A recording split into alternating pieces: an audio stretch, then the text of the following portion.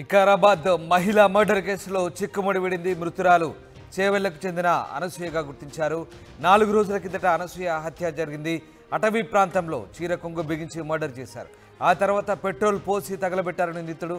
అనసూయను హత్య చేసింది రామస్వామిగా గుర్తించారు. నిందితుడు రామస్వామిపై సీరియల్ కిల్లర్గా గుర్తింపుంది. బాబు అలియాస్ రామస్వామిపై గతంలో కూడా 5 కేసులు నమోదయ్యాయి. అక్రమ సంబంధాలు పెట్టుకొని 5గురిని హత్య చేశాడు ఇప్పటివరకు రామస్వామి. మొత్తం మీద వికారాబాద్లో సీరియల్ కిల్లర్ భాగవతం బయటపడింది. ఇప్పటివరకు 5గురిని హత్య చేసినట్టుగా గుర్తించారు పోలీసులు. బాబు అలియాస్ రామస్వామిపై గతంలో కూడా కేసులున్నట్టుగా పోలీసులు గుర్తించారు.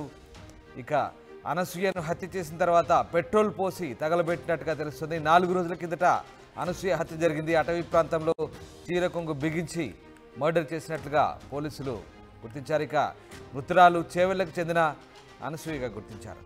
పెట్రిషియా లైవ్లో జాయిన్ అవుతున్నారు. పెట్రిషియా, వికారాబాద్ మహిళా మర్డర్ కేసు సంబంధించిన అప్డేట్ ఏంటి? దీనికి సంబంధించి పోలీసులు ఏం చెప్తున్నారు? వికారాబాద్ మహిళా మర్డర్ కేసు చిక్కు వీడిందని కూడా చెప్పొచ్చు. ఎందుకంటే గత 5 రోజుల క్రితం తనని బ్రూటలీ మర్డర్ చేశారు. అతి దారుణంగా ఎవరు గుర్తుపట్టకుండా తన మీద బీరు పోసి మరీ తగలబెట్టారని మనకు తెలిసిన విషయం. అది ఇప్పుడు నిందితుడిని అయితే పోలీసులు అదుపులోకి తీసుకున్నారు. నిందితుడు సీరియల్ కిల్లర్. గతంలో కూడా అతనికి చాలా అక్రమ ఎఫైర్స్ ఉన్నాయని చెప్పి పోలీసులు గుర్తించడం కూడా జరిగింది. ఆయన మీద ఆల్రెడీ 5 కేసులు అయితే నమోదయ్యి ఉన్నాయి. ఎప్పుడు చూసినా పారిపోతూ ఉంటారు. కానీ ఈసారి పోలీసులు పట్టుకున్నారు అతన్ని. అదే మృతురాలు మాత్రం చేవెళ్లకు సంబంధించిన అనసూయగా గుర్తించారు. తనకి 30 సంవత్సరాలు ఉంటుంది. ఆ రోజు ఏం జరిగింది అనేది ఇంకా పూర్తిగా అయితే పోలీసులు ఇన్వెస్టిగేషన్ చేస్తున్నారని తెలిసింది. అతను ఆ అమ్మాయిని లొంగబరుచుకునే ప్రయత్నం చేశాడు, ఆ మహిళను. కానీ తను ససేమీరా అనడంతో తనని మత్తులో తనని తాగిపించి ఆ లోపలికి తీసుకెళ్లి అడవి ప్రాంతంలో తనని తన శారీ చున్నీతోనే తనకి గొంతుతో ముడివేసి అదేవిధంగా గుర్తుపట్టకుండా ఎవరు కూడా తన మొహాన్ని గుర్తుపట్టకుండా పూర్తిగా తగలబెట్టారని కూడా మనకు తెలిసిందే. కానీ ఎవరైతే అంత కూడా ఉన్నారో పోలీసులు అయితే పట్టుకున్నారు. కానీ చాకచక్యంగా ప్లాన్ వేసి లోపలికి పకడ్బందీగా ఆ ఫారెస్ట్లో ఎవరు గుర్తుపట్టని ప్లేస్లో అతన్ని మహిళను తీసుకెళ్లి వేధించి మరి తనను నేను ఒప్పుకోను, దీనికి ససేమీరా నేను లొంగను అన్నదానికి కక్షపూర్వకంగా తను చంపారు అని కూడా మనకు తెలిసిన విషయం. రైట్. అయితే పోలీసులు అంటే సీరియల్ కిల్లర్కి సంబంధించి ఏం చెప్తున్నారు? గతంలో కూడా ఇతనిపై 5 కేసులు నమోదైనట్టుగా తెలుస్తుంది. సో ఓవరాల్గా ఈ కేసులకు సంబంధించి అట్లాగే సీరియల్ కిల్లర్ వ్యవహారానికి సంబంధించి పోలీసులు ఏం చెప్తున్నారు? ఇంకా ఈ సీరియల్ కిల్లర్ పైన అదేవిధంగా చాలాసార్లు పోలీస్ స్టేషన్లో కేసులు నమోదయ్యాయి. ఆడవాళ్ళని వేధిస్తూ ఉంటాడు. అంటే ఒక విమెనైజర్ అని కూడా చెప్పొచ్చు.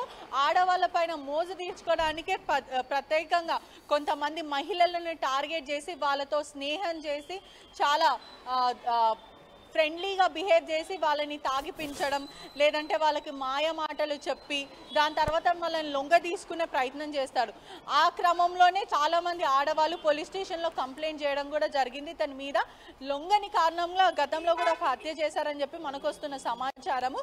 కానీ తప్పించుకొని పారిపోతూ ఉంటాడు ప్రతిసారి. కానీ ఈసారి పోలీసులు చాలా ప్లాన్ వేసి టీమ్గా విడిపోయి అతన్ని పట్టుకోవడం కూడా జరిగింది. అతనికి మాత్రం తీవ్రమైన శిక్షలు ఉంటాయని పోలీసులు చెప్పడం జరుగుతుంది. రైట్. అయితే ఈ కేసు ఎట్లా ఛేదించారు? 4 రోజుల కిందట హత్య జరిగింది అటవీ ప్రాంతంలో. దీనికి సంబంధించి పోలీసులు ఎట్లా ట్రేస్ అవుట్ చేశారు? ఇక నిందితునికి సంబంధించి అదుపులోకి తీసుకున్న తర్వాత ఇంకా ఏ విషయాలు రాబట్టారు? దీనికి సంబంధించి పోలీసులు పూర్తిగా ఎటువంటి ఎవిడెన్స్ లేకపోయినా టెక్నికల్ ఎవిడెన్స్ అంటే ఆ రోజు ఫోన్స్ ఎక్కడెక్కడ ఆ చుట్టుపక్కల ఫోన్స్ ఎవరివైనా ఉన్నాయా అని అది ఒకటి, ఇంకోటి ఏదైనా మిస్సింగ్ కేసు అయితే నమోదైందని పూర్తిగా అక్కడ ఉన్న దగ్గరలో ఉన్న పోలీస్ స్టేషన్ ప్రాంతంలో ఎవరైనా మిస్సింగ్ కేసు నమోదయ్యాయని అవి చెక్ చేయడము, టెక్నికల్ ఎవిడెన్స్ ద్వారా పోలీసులు పట్టుకున్నట్టు మనకు తెలుస్తుంది. పూర్తిగా అయితే కేసు ఇన్వెస్టిగేషన్ చేసి అసలు ఎలా చేశారు, సీన్ రీక్రియేట్ చేసే ప్రయత్నం కూడా చేస్తున్నట్టు మనకు ఇన్ఫర్మేషన్ వస్తుంది. అసలు ఎందుకని నువ్వు ఇంత దారుణానికి ఒడికట్టావు, ఏం చేస్తావు, అసలు ఎక్కడ పరిచయం అయింది, ఎలా తెలుసు అనేది పూర్తిగా ఇన్వెస్టిగేషన్ చేస్తున్నట్టు మనకు తెలుస్తుంది. Right, thanks for the update Patricia. ఇది వికారాబాద్ మహిళ మర్డర్ కేసులో చిక్కుముడి విడింది. మృతురాలు చేవెళ్లకు చెందిన అనసూయగా గుర్తించారు. 4 రోజుల కిందట అనసూయ హత్య జరిగింది. అటవీ ప్రాంతంలో చీరకొంగు బిగించి మర్డర్ చేశాడు నిందితుడు. ఆ తర్వాత పెట్రోల్ పోసి తగలబెట్టాడు. అనసూయను హత్య చేసింది రామస్వామిగా గుర్తించారు. ఇతనిపై గతంలో సీరియల్ కిల్లర్గా గుర్తింపు ఉంది. బాబు అలియాస్ రామస్వామిపై గతంలో 5 కేసులు నమోదైనట్టుగా తెలిసింది. అక్రమ సంబంధాలు పెట్టుకొని 5గురిని హత్య చేసినట్లుగా పోలీసులు చెప్తున్నారు. ఇతని పూర్వ చరిత్రకు సంబంధించి పోలీసులు ఆరా తీస్తున్న క్రమంలో ఈ హత్య కేసుకు సంబంధించి పూర్తి వివరాలు బయటకు వచ్చాయి. 4 రోజుల కిందట అనసూయను నమ్మించి అటవీ ప్రాంతాన్ని తీసుకెళ్లాడు. ఆమెను చీరకొంగు బిగించి మర్డర్ చేసినట్టుగా తెలుస్తుంది. దీనికి సంబంధించి పోలీసులు పూర్తి స్థాయిలో ఆరా తీస్తున్నారు. గతంలో ఇతని బాధితులు ఎవరనే విషయాలపై కూడా పూర్తి స్థాయిలో పోలీసులు ఆరా తీస్తున్నారు.